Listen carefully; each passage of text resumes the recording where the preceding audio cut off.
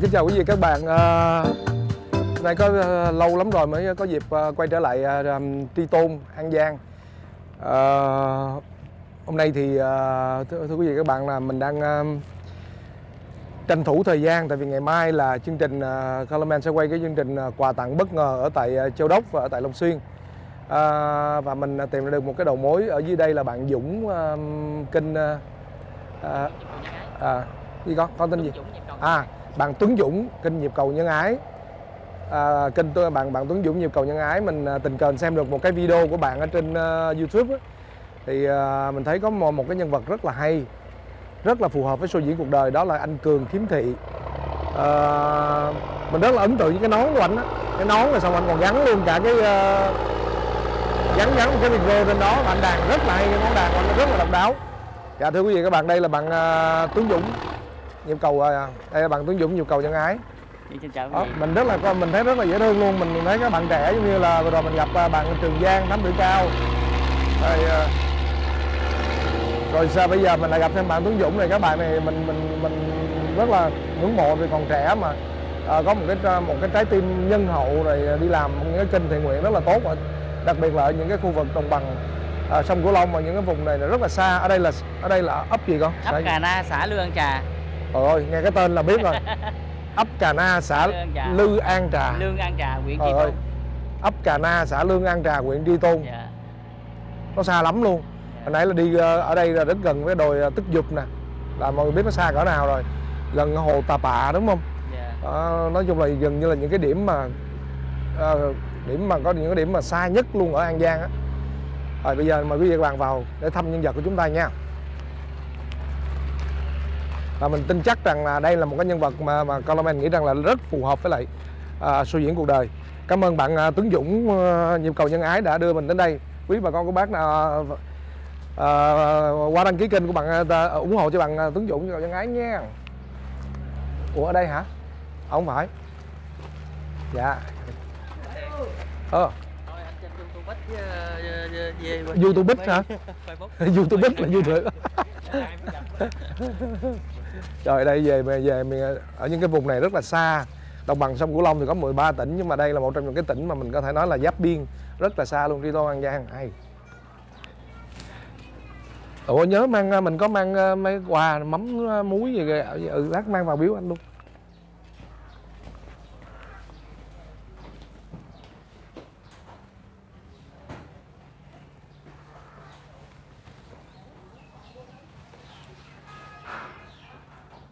Chào Cường. Dạ. Chào anh gì đây? Anh gì? Ấp Cà Na.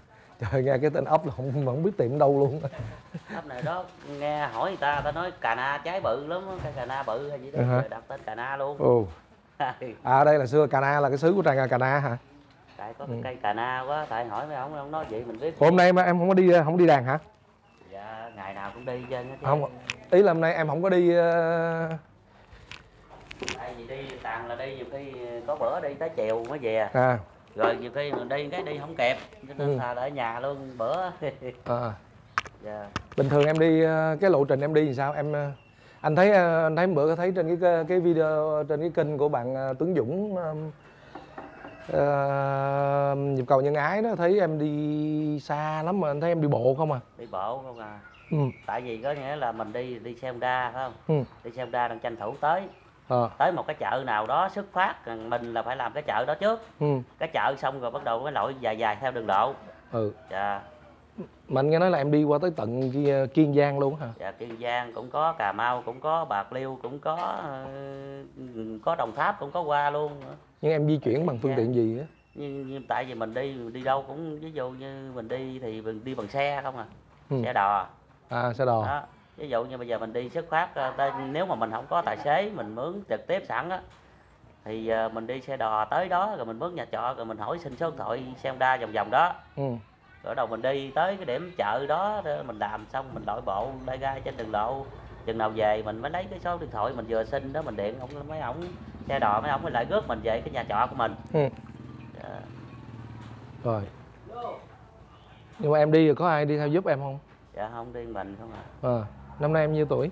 Dạ em năm nay thì 38. 38 tuổi hả? Dạ. Ủa bên đó là ba má hả hay là ai? Dạ ba má. Ba má em. Dạ. Em tên đầy đủ của em là cái gì? Trần Phú Cường. Trần Phú Cường. Dạ. Em học đờn từ đâu Cường? Chúng ra tại vì em có cái đam mê. Hồi đó thì lớn lên cái bắt đầu là cái nghe cái ông mà đi làm mướn rồi đó, gái nhà đó, đờn mình mới biết. Đó thì nghe thì tưởng đâu là cái máy nó tự đờn thôi chứ mình không biết người ta đờn. Ông nói rõ ràng vậy. Cái đầu ông đờn mình thấy ông đờn được hả? Có lý hay là cái này tôi tưởng đâu máy. Đó giờ ta đờn không chứ đâu mà vụ máy. Nếu ông đờn được ông dạy tôi đi. Cái ông nói dạy giờ nếu người ta không biết thì dạy mày được, nhưng mà điều cái sợ mày không thấy đường dạy khó quá. Cái bắt đầu ông nói chỉ trỏ cũng không có được cái gì chân á. Rồi đó cái bắt đầu em thời gian cái em mới xuống trường khuyết tật An Giang ở dưới á. Học ở dưới. Cái học cái môn nhạc đó, ở dưới thì dạy nhạc không à. Cái bắt đầu dạy rồi cái đờn nhạc, đồ biết đờn nhạc rồi thì cái ngón mình có rồi. Ra ngoài vậy trong đó nó không dạy cổ. Cái ra ngoài cái mình cái vụ nhạc mình không phái cổ không à. Vậy là em đờn được tân luôn hả? Dạ, nhạc được. Chung ra chống nhạc em cũng làm được, mà đờn sến em cũng chơi được, mà đờn guitar fan lỡm nè thì em làm được đó. Vậy là em chơi được mấy nhạc cụ cả thầy? Coi như là nếu mà nhạc cụ thì chắc chơi được, chứ đờn nhạc, đờn fan nhạc với cái cây chống điện tử đó, với cái cây đờn sến với cái cây đờn này, tổng cộng là 4-5 loại vậy đó. Rồi 4-5 loại. Nhưng mà quý vị các bạn mà nếu mà cả nhà mình mà muốn xem những cái hình ảnh mà rất là chân thật của bạn Cường á, thì chúng ta có thể lên cái kênh của Tuấn Dũng Nhịp Cầu Nhân Ái. Mình thấy cái hình ảnh của bạn Cường rất là, mình nói thật là nhìn rất là thương luôn. Đi coi như là một người đi lang thang rồi cầm cái đàn giống như là những cái nghệ sĩ khất thực vậy đó. Mà nếu mà hỏi ra thì mình mới trò chuyện thôi mà thấy bạn là có một cái đam mê vô cùng lớn với âm nhạc, và đặc biệt là với các cái nhạc cụ của đờn ca tài tử. Tình cờ bữa anh coi, anh lướt lên anh xem á, thì anh mới thấy cái video này. Anh là người đưa cái link này cho mấy bạn biên tập. Tự nhiên biết sao, đúng là cái này mình nghĩ cũng là nhân duyên á, chứ còn trên YouTube thì có cả triệu kênh YouTube, có rất là nhiều nội dung khác nhau, không biết sao nó giống như nó dẫn dắt mình. Mà cái hình ảnh mình thấy mà mình rất là ấn tượng. Mình thấy mấy bạn nó dễ thương, mình đội cái nón rồi xong có gắn cái micro tự chế, nhìn thấy thương lắm luôn. Mà mình thật sự là chưa thấy một cái nghệ sĩ nào mà gọi là những nghệ sĩ dông rủi trên đường phố, mà những cái nghệ sĩ đường phố nào mà trang bị rất là độc lạ giống như bạn Cường. Sao em nghĩ ra em chế ra cái đó hay vậy, vui vậy? Tại vì vậy nè, có cái là bây giờ mình đờn ca mà không có ai cầm mi cho mình đó thì làm sao giờ suy nghĩ hoài. Hồi đó thì em chế không phải chơi cái nón đó, là em chơi vô cọng dây kẽm cái chồng vô cổ gì nè, cái bẻ tới bẻ lui cái mi mà thấy nó kỳ quá. Có như mình nói một cái mộc mạc nhất á, ở quê nhất á, nó gặp mình nó cười, nó nói là ông đeo đó giống hệt như cái rong đeo chó vậy đó. Mình nói vậy đây, cái đơn giản nhất. Cái bắt đầu mình thấy vậy quê quá, suy nghĩ chế gì sao cho nó đừng có quê coi. Cái bắt đầu mới lấy cái nón đó. Nếu mà mình đi gì thì nó cũng lúc lắc, chế lên cái nón là lúc lắc cỡ nào, cái đầu mình lúc lắc tới đâu thì cái miệng micro nó cũng tới đó thôi, không đường nào chạy khỏi dần á. Cho nên là chế lên cái nón là tới giờ luôn là xài trên nón luôn đó, cái mi á. Nhưng mà chính xác là cái năm em bắt đầu ôm cái đàn từ năm nào á, lúc em mấy tuổi? Nói chung mình nói phải là cái này nó qua cái kia. Là vậy. Lúc trước là em học bên massage. Đó. Massage. Nhưng mà đều cái vụ mà môn massage này nè, hồi đó thì em cũng lên đại học cái dược em học, em cũng có bằng đại học cái dược vậy. Mà đều có cái em không có làm bên đó, thấy càng ngày nó càng mở cơ sở đông quá đi. Rồi đời sống mình nó không đủ, rồi sau này có vợ con đồ nữa, cho nên thấy vậy thôi giờ anh em cứ làm đi, tôi nghỉ thôi, đặng tôi qua tôi ôm cái đờn, tại tôi cũng cái máu đam mê đờn ca tài tử, ca hát cải lương đồ này nọ, chứ cũng phái kệ đi vậy đi cho gặp người này người nọ, cây nhà lá vườn đó. Bữa nay gặp người này ca, mới gặp người kia ca, nó cũng vui. Đó, rồi bắt đầu cái em mới vô ra là bắt đầu từ năm 2014 tới giờ. 14. Dạ. Vậy là cũng mới ha, mà anh thấy ngón đàn em điêu luyện dễ sợ luôn. Cái ngón đàn thì em biết đàn lâu rồi. Nhưng mà tại bắt đầu em làm nghề á, em mới làm đó là năm 2014 tới giờ. Nhưng mà đàn đó thì em biết đàn hồi lúc mà em ghiền đó là năm 20 tuổi. Vậy cũng đâu phải là sớm đâu, em dạ, cũng mới mười mấy tuổi rồi, mười mấy năm. Đó. Xong 2014 là mới dùng cái để làm sinh kế mình á, mưu sinh nhai đó, đúng không? Dạ, đời sống đó. Ủa em nói em có gia đình rồi hả? Dạ em có rồi, mà dạ. Khi vợ em thì bữa nay không có ở nhà là do ông già vợ bệnh. Dạ. Em vợ có con hai bạn có cháu nào chưa? Dạ hai đứa. Hai đứa? Dạ. Hai đứa mấy tuổi? Con em nay mấy tuổi? Con em thì đứa thì chắc 5 tuổi, đứa thì 20 mấy tháng. Ồ, 20 mấy tháng, nhỏ xíu luôn hả? Nhỏ xíu. Vợ ẩm đi qua bên ngoài luôn. Ẩm đi bên ngoài luôn chứ nó đâu có chịu ở với mình đâu. Mình ở với mình cũng khó lo. Thôi giờ bữa nào đi xuống quay thì quay chắc hai con dễ thương lắm ha. Dạ đứa lớn thì 5 tuổi thì đứa con gái, còn đứa nhỏ thì đứa con trai. Trời ơi, 10 điểm luôn rồi gì nữa. Rồi, hai mặt con mà thu kiểu vậy làm sao? Chắc cũng khó khăn á. Nuôi con thì cũng hơi khó khăn á. Nói chung ra thì em có cái số phận là có vợ thấy đường cho nên nuôi con cũng dễ. Dạ. Bây giờ em làm cái gì? Vợ em thì trước đây thì làm trong công ty may á. Rồi sau này về với em phải nghỉ. Đâu làm công ty được. Thì em đi làm. Dạ em đi làm. Rồi ngày ví dụ em đi mà coi đi lang thang khắp nơi đờn ca hát rồi vậy thì một ngày mình rồi bán vé số nữa phải không? Dạ có. Trước có bán vé số. Trước có bán vé số. Rồi nhưng mà giờ không bán vé số nữa. Sau này chuyển bán một quẹt. Bán vé ngày nào cũng mắc hết trơn, anh nghỉ đi. Rồi con vợ nó nói thôi ông ơi ông làm vé chắc chết luôn đó, thôi nghỉ đi cho rồi. Đó. Vé số mắc hoài vẫn không được. Ông không thấy đường nó tham á. Thấy đường. Đúng rồi, mấy cái người mà bị những cái người bị khiếm thị thương lắm. Đi bán vé số là chuyên môn bị lừa. Đó, bán gom đường cục tiền là bị hoài luôn á. Lạ thiệt luôn. Mua mà ví dụ như giờ mình không đưa cho lựa thì đâu được, bán số không cho lựa không được, nhưng mà lựa xong lấy luôn. Sợ nhất là trên xe, dừng xe lại. Như lúc đó em đi cái đường Thoại Ngọc Hầu với Long Xuyên á, em bán vé số, cái ông đó ông dừng xe lại, cái em ngặt ngầm hoài, cái ông nói mày sợ tao lấy chứ gì? Cái đồ nói dạ không có. Cái đồ. Nói dụ như sợ lấy thì phải có sợ, nhưng mà đều có cái giờ nói đi nhiêu tờ điếm đưa cho, chứ còn ví dụ như cái vụ đó thì chú cũng biết rồi. Cái đầu thôi mày đếm đi, tao 5 tờ thôi. Cái đếm là ông 5 tờ xong cái ông trả tiền 5 tờ đó, cái ông cho thêm tiền nữa, ông nói đó mày nghĩ coi tao lấy của mày được không? Đó.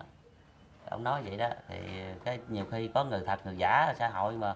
Hiểu. Đâu có biết được đâu.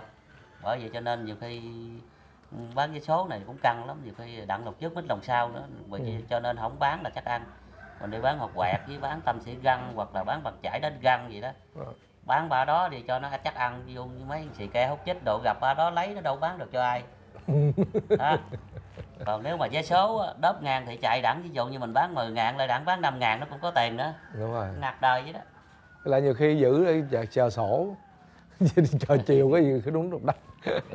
Giờ ngày em bán tâm bông rồi bấm tâm xì răng rồi mấy cái thứ lặt vặt đó thì linh tinh đó, ngày mình bán được nhiêu tiền? Nói chung ra thì cả vốn lẫn lời á. Vốn lẫn lời thì ví dụ như em bán là ví dụ được 500 phải không, thì tiền xe hết 200, thêm được 300, có bữa thì được 400 thì xe cũng 200. Em được là 200. Nhiều không biết nhưng mà cái quy định là tiền xe là phải 200. Tiền xe là xe chở đi á hả? Xe chở đi chở về luôn đó. Chở đi chở về. Là phải là có mấy anh mà thuê mấy anh xe ôm chở đi á hả? Dạ. Là cái tiền xe không hết 200 rồi. Hết 200 đó. Ví dụ mình được ít được nhiều nhưng biết mình phải trả 200. Ôi mẹ ơi, vậy một chạy mấy dùng con ngày nào bán đắt lắm 500 ha quý vị các bạn. Ngày 500 trừ 200 tiền xe còn 300. Là cả vốn lẫn lời trong đó, mình tính chắc ngày không biết được 100.000 không nữa. Đấy quẹt nữa. Nói chung là một cái thứ vậy đó. Dạ.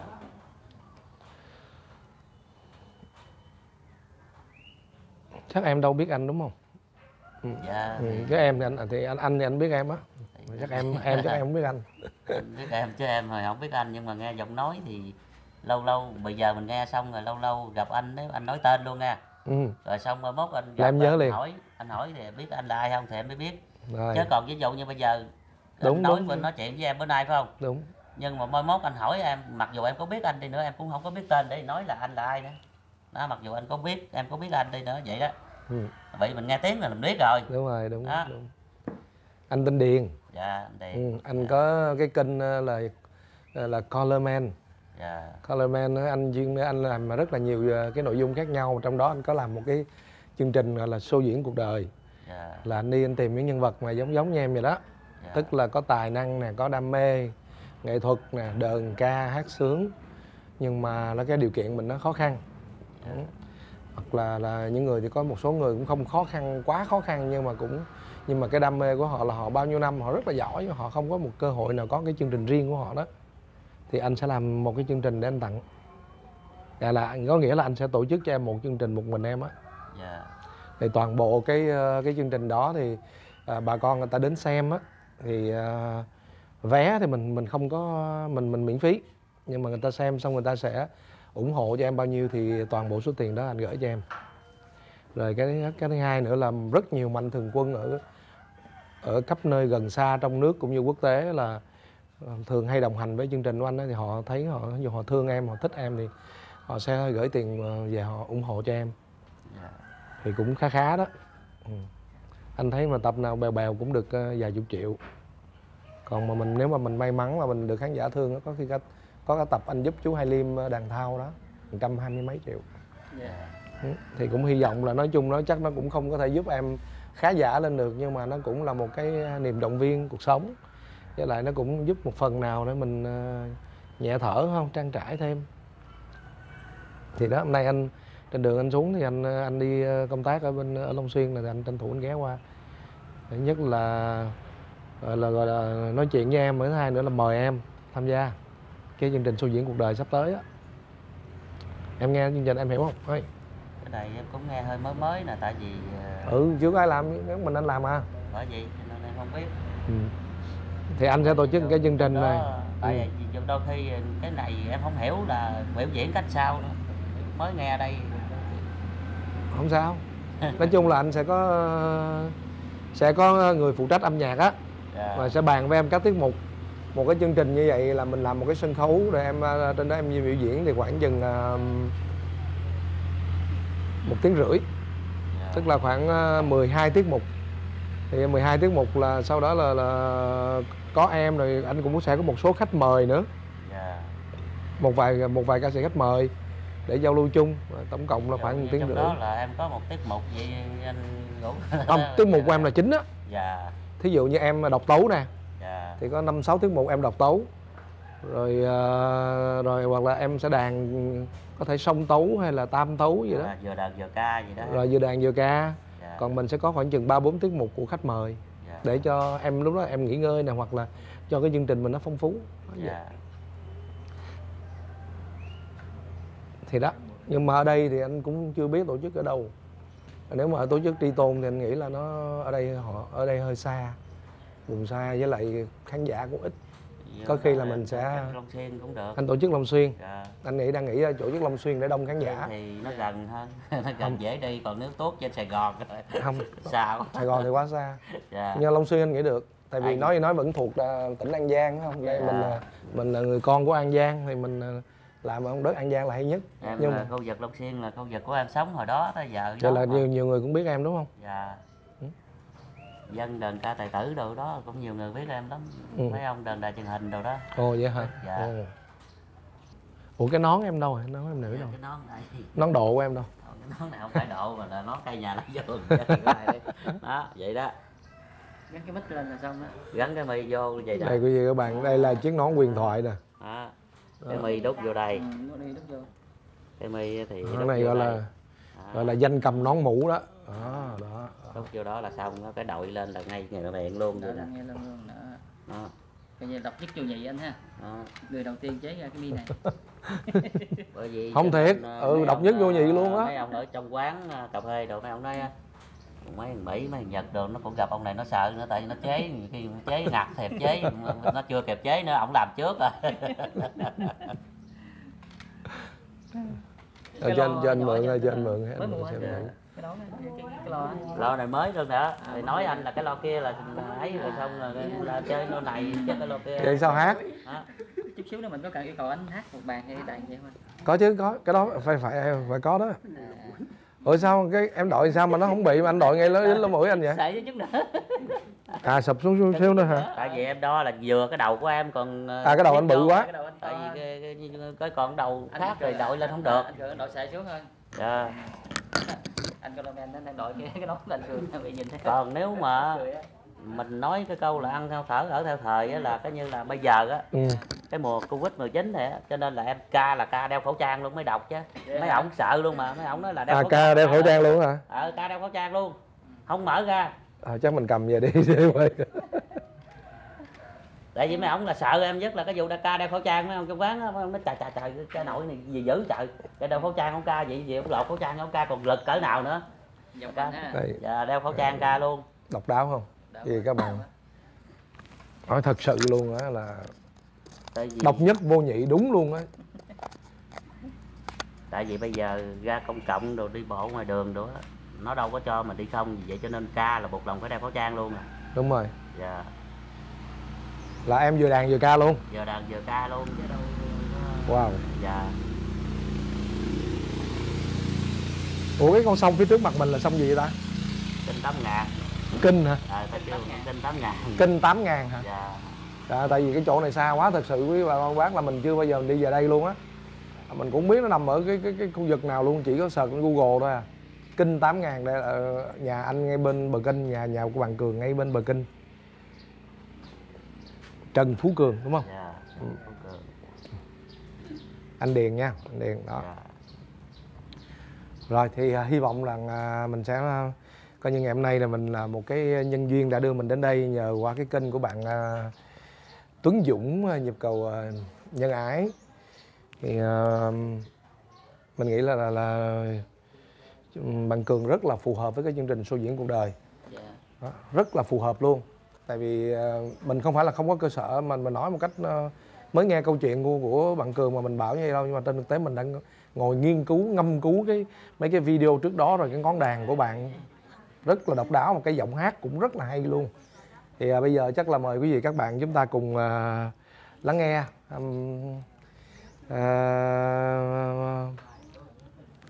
lắng nghe cái ngón đàn của bạn Cường và cái giọng hát của bạn Cường nha.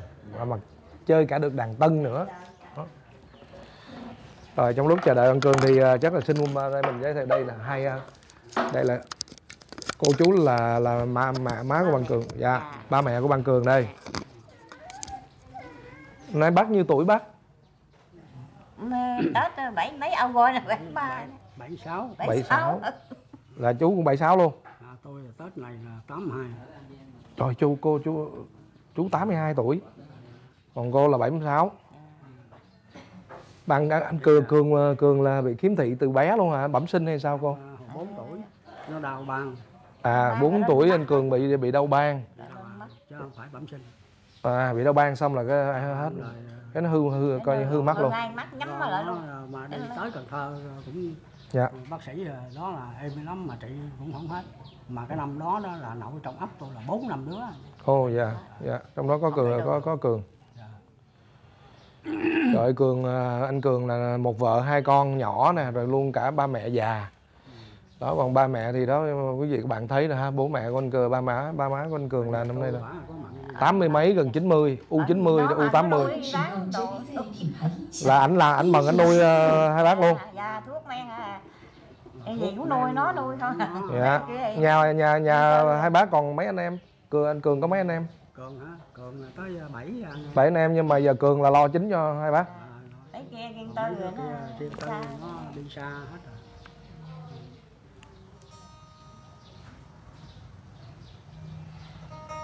Tôi bây giờ hai cái giò đi rồi cũng bận vậy đi nó không, vợ chồng nó lo không. Vậy là hai bác chắc ở đây cũng lâu năm lắm à? Ở đây hả? Ở đây hồi năm 97, 94. Năm 94. Ồ, năm 94 tới giờ. Ồ, vậy là chính ra là 20 mấy năm, 26, 27 năm mà gần 30 năm. Còn hồi trước là hai bác ở đâu? Ở Chợ Mới. À, Chợ Mới An Giang, mới về đây. À, là đây là đất nhà mình luôn? Không, vì trong này mới mua được chục công đất, đất rồi làm ruộng đồ mần rồi đổ lã quá, bán trả cho ngân hàng cho rồi. À, mượn tiền ngân hàng mua? Không có, bị là lắp viện ở đây rồi phân bón hay hoặc giả gì đó mà ngân hàng cho vay. Mần nó lỗ lã rồi thôi bán trả cho ngân hàng cái rồi thành ra con bây giờ nó mua bán không à. Đây trên kia là hình của bà xã của ảnh kìa. Đó Con cái con đó là nhỏ lắm đó. Đó, hình của bà xã của ảnh đó. Ở giữa đó, cái hình đeo kính đó là con gái lớn đó. Lúc đó lần bé nó chắc mới có 1-2 tuổi à ha. Đó chụp hình đó là nó mới có như có chưa được 2 tuổi. Nó là ngay bây giờ đó, bởi vì vợ nó thì cũng ở nhà đây thường trực mà ngặt con cái bị ông xui ở dưới, ông đau mà bị tai biến đó. Thành bây giờ hết nói chuyện là đớ lưỡi rồi chuyển về Cần Thơ dưới. Bởi vì tôi biểu nó, tôi nói thôi con ở dưới, nặng là lo cho anh chỉ đi, rồi chừng nào hết á đỡ. Là ông xui đó, ông xui. Trời ơi. Là vợ là phải xuống dưới để lo cho ông bà ngoại. Mới đi mà rồi ông bà ngoại bị tai biến nữa rồi, sao mà nói chung là nghèo mà còn gặp mắc eo nhiều thứ vậy trời. Thằng này nó làm nó lo tiền đặng nó gửi xuống mà làm đâu được nhiêu tiền đâu ngày. Dạ. Vậy chứ bây giờ cha mẹ làm sao nó rồi bên nào cũng vậy. Con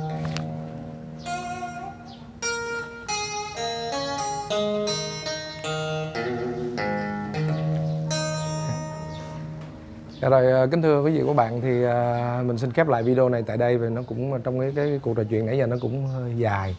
Thì chút xíu nữa thì sẽ tiếp tục quay trở lại với quý vị và các bạn với một vài tiết mục của anh Cường ở cái video kế tiếp. Hẹn gặp lại quý vị và các bạn ở cái video kế tiếp. Còn bây giờ thì mời quý vị và các bạn cũng tiếp tục xem tiếp cái livestream một chút xíu trên livestream nhé. Quý vị và các bạn yêu thương show diễn cuộc đời nói chung và yêu thích cái nhân vật của chúng ta, anh Trần Phú Cường ở Tri Tôn An Giang, thì quý vị các bạn hãy liên hệ với fanpage của Nga Xoài Chua hoặc số điện thoại 0936 842 505 để ủng hộ cho show diễn cuộc đời và anh Cường độc nhất vô nhị, danh cầm mũ nón. Muốn anh đặt cho em cái biệt hiệu luôn nha, danh cầm mũ nón thì chưa thấy ai không? Danh cầm danh ca mũ nón thiệt luôn á. mấy cháu biết là cái nhà này cất cũng nhà nước cho. Dạ, nhà này nhà nước cho chứ. 40 triệu mà nó mần nó mót nó bỏ. Dạ. Nó tiếp thêm. Dạ.